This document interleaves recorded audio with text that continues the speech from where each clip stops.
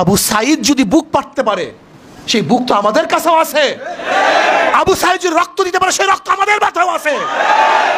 যদি আবু সাইদ আজকে জীবন দিয়ে গর্বিত হতে পারে, তাহলে আমরা কেন জীবন দিয়ে গর্বিত হতে পারবো না? আজকে হাজারো মানুষ যদি জেলখানায় থাকতে পারে, মনে রাখতে হবে আমিও তাদের একটা পার্ট। ইতিমধ্যে আমাদের 4 জন ছাত্র অলরেডি শহীদ হয়ে গেছে। অলরেডি আমাদের শহীদ মীর মাহফুজুর রহমান মুগ্ধ, শহীদ তাহমিদ হাসান, শহীদ মোহাম্মদ নাইমুর রহমান, শহীদ সিয়াম সর্দার জাহিদ, এরা অলরেডি আল্লাহর ডাকে সাড়া দিয়ে চলে গেছে। আমরা ইনশাআল্লাহ শহীদ হব, কিন্তু মাঠ ছাড়ব না। রাজি আছেন ইনশাআল্লাহ? ভয় পাবেন না, ভয়ের কিছু নেই, ভয়ের কিছু নেই। হয়তো 2 দিন আগে 2 দিন পরে মৃত্যু একদিন বরণ করতেই হবে। 2 দিন আগে আমার ভাইয়ারা 2 দিন আগে চলে গেছে, আমরা হয়তো ভাই 2 দিন পরে যাব। এর মধ্যে পার্থক্য কিছু নেই।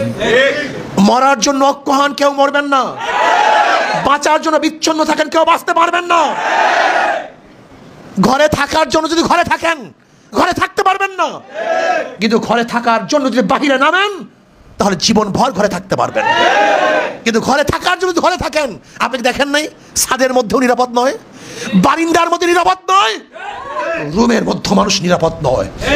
আমার টাকার গুলি দিয়ে আমার বুকের মধ্যে গুলি চালাবা, তোমার গুলি আর চালাতে দেওয়া হবে না ইনশাআল্লাহ। আজকে হাজারো মানুষকে অ্যারেস্ট করা হচ্ছে। ওরা আমাদের গ্রেফতারকৃত ভাইদেরকে মুক্তি দিবে না। আমার ভাইদেরকে আমাদেরকে মুক্তি করতে হবে, ওরা মুক্তি দিবে না। আজকে সরকারের সব জায়গায় পেটুয়া বাহিনী সামান্য কেসে রিমাইন্ডে দেয়, যে কোনো কেসের আবদার করার সাথে সে রিমাইন্ডে দেয়। আপনারা জানেন বর্তমানে গ্রেফতার বাণিজ্য কিভাবে চলছে? গ্রেফতার বাণিজ্য আপনি বিশ্বাস করতে পারবেন না। লক্ষ লক্ষ লক্ষ টাকা মানুষ থেকে হাতিয়ে নেওয়া হচ্ছে। শুধু বলে তোমার নামে কেস আছে, তোমার নামে কেস আছে, তোমার নামে কেস আছে, তোমার নামে কেস আছে। অ্যারেস্ট করে, ধরে, টাকা নেয়, ছেড়ে দেয়। লক্ষ লক্ষ কোটি কোটি টাকা মানুষ থেকে ছিনিয়ে নেওয়া হচ্ছে বর্তমানে।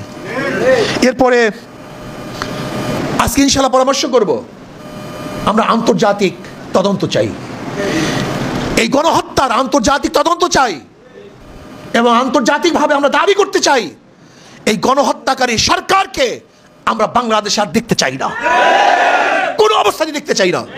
এই গণহত্যাকারী সরকার, জালেম সরকার, খুনি সরকার বাংলাদেশের মাসনাদে থাকতে পারবে না ইনশাআল্লাহ। কি সবাই একমত ইনশাআল্লাহ?